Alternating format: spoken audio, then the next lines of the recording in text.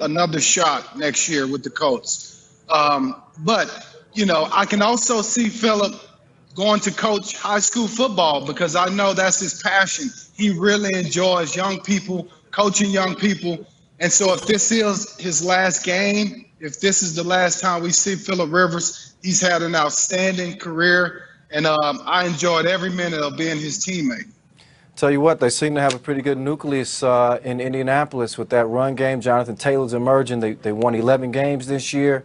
We're in contention all the way up until the end for the division crown. So we'll be keeping our ears to the ground on that front.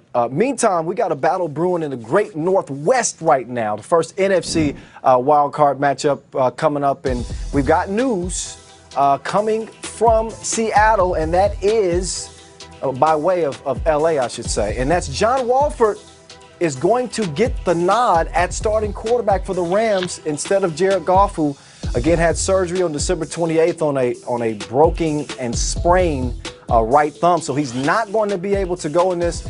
It will be John Wolford who helped lead the Rams to a season-ending win to cap the regular season. And Russell Wilson chiming in on Twitter with one simple word: ready. And he's had a heck of a season. Danger Russ, 40 touchdowns, most in his career. And he's had the pleasure of being able to lean on this Seattle Seahawks defense, which has really turned the corner the final 8 weeks of the season. They were off to an historically bad start, weeks 1 through 9. They were going to set some records of futility, but something clicked with this defense, and they've been the top scoring defense the final 8 weeks of the regular season. All right, LT, let's talk about this decision to go with John Wolford at quarterback instead of Jared Goff. Look, I don't know much. I personally feel like it's the right decision. You got a starting quarterback with a severe injury to his throwing hand. This is playoff football. John Wolford threw for over 200 yards, had 53 on the ground last week. Showed some early signs that he may be able to handle this offense. What do you make of the decision to hold Goff out of this game? Yeah, I agree, Kyle. I completely agree with the decision to hold him out. Look, you don't know what you're going to get from Jared Goff. As you mentioned, he has an injured thumb on the throwing hand. He's had surgery just within the past 2 weeks. So that's an unknown. You don't know what he's going to look like in game situations. I don't like going with the unknowns in the playoffs. John Wolford showed enough last week that he can manage this team and get this team to a win. Like, he can do enough to get a win. So this game is going to come down to the Rams defense anyway. Like, they're going to have to hold Seattle down.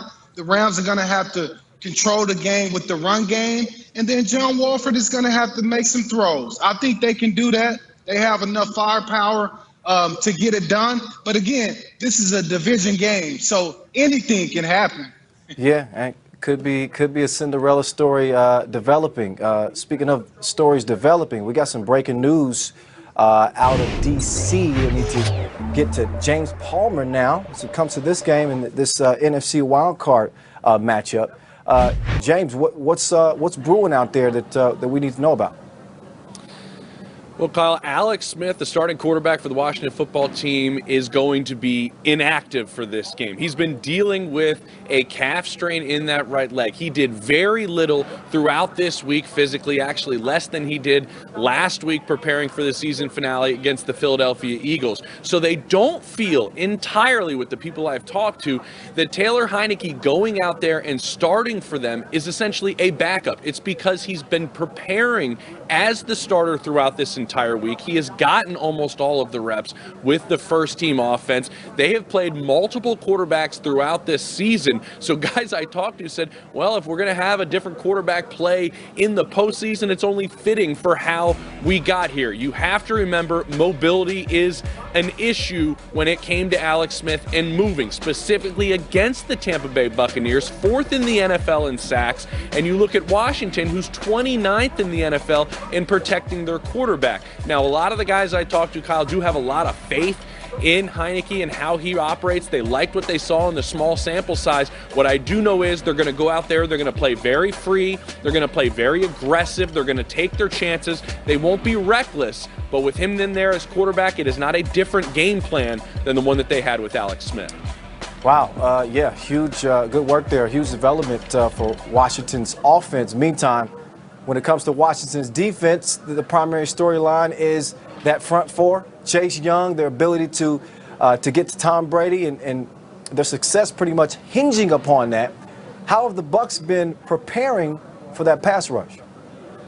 We know how good this defensive line is, right, Kyle, with Chase Young headlining it and all these first-round picks. So everybody I've talked to in Tampa this week has said that one of the major aspects of their practices was developing the short passing game, getting the football out of Tom Brady's hand quickly, making sure receivers are well aware of their hot routes, well aware of where their assignments are, if pressure is going to be coming. I'm told even in points in practice, when the defense was working against the scout team or special teams was out there, I'm told that Brady was on the side working with his offensive line, working on protections, blitz pickups, going over all of those things at length because of how quickly this group can get them. So keep an eye on the Bucs using that quick passing game. Mike Evans, who is a game time decision, I'm told is going to play in this game, so that helps this passing attack as well. They've protected Brady well all season, Kyle, 4th in the NFL in giving up sacks. They are very, very good at protecting Brady, but this is a tough defensive line. Look for them to get the football out of his hand quickly.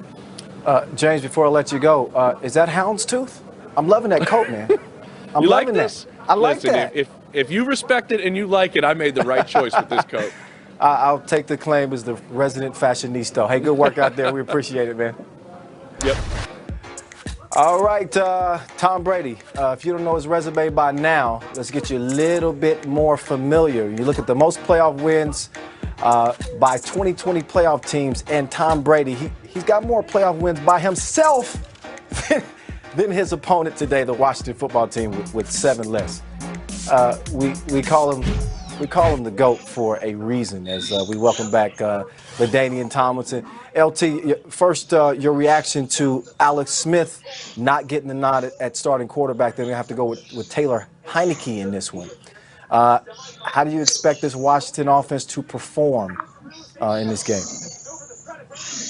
Well, look, if you listen to Ron Rivera early in the week, I mean, he told us all we needed to know when he first came out and said, I might think about rotating my quarterbacks because of the Tampa Bay Buccaneers defense. Kyle, they are so aggressive on the back end on that defense of the Tampa Bay Buccaneers.